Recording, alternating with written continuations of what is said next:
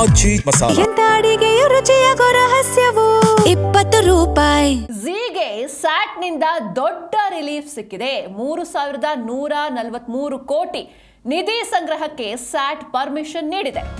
ಝೀಗೆ sat ನಿಂದ ದೊಡ್ಡ relief ಸಿಕ್ಕಿದೆ.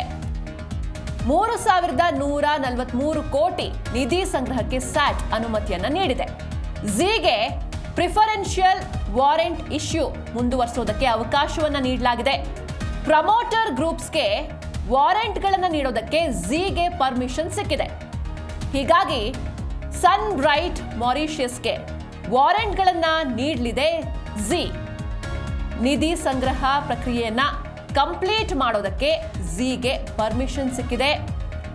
SEBI ವಿಧಿಸಿರುವ 2 ತಿಂಗಳ ನಿಷೇಧದ ನಡುವೆಯೂ ಝೀಗೆ ಸಿಕ್ಕಿರುವಂತಹ ದೊಡ್ಡ ರಿಲೀಫ್ ಇದು. 3143 ಕೋಟಿ ಕಲೆಕ್ಟ್ ಮಾಡುವಂತಹ ಹಾದಿ ಝೀಗೆ ಸುಗಮವಾಗಿದೆ.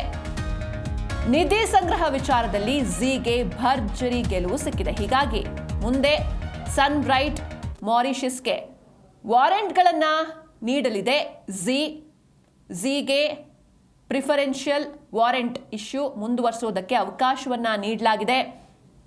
3143 ಕೋಟಿ ನಿಧಿ ಸಂಗ್ರಹಕ್ಕೆ ಸ್ಯಾಟ್ ಅನುಮತಿಯನ್ನು ನೀಡಿದೆ ಝೀಗೆ. ಪ್ರಮೋಟರ್ ಗ್ರೂಪ್ಸ್ಗೆ ವಾರೆಂಟ್ಗಳನ್ನು ನೀಡೋದಕ್ಕೆ ಝೀಗೆ ಪರ್ಮಿಷನ್ ಸಿಕ್ಕಿದೆ.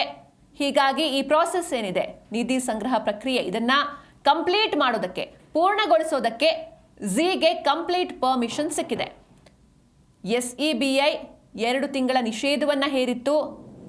SEBI ವಿಧಿಸಿರುವ 2 ತಿಂಗಳ ನಿಷೇಧದ ನಡುವೆಯೂ ಝೀಗೆ ಸಿಕ್ಕಿರುವಂತಹ ದೊಡ್ಡ ರಿಲೀಫ್ ಇದು.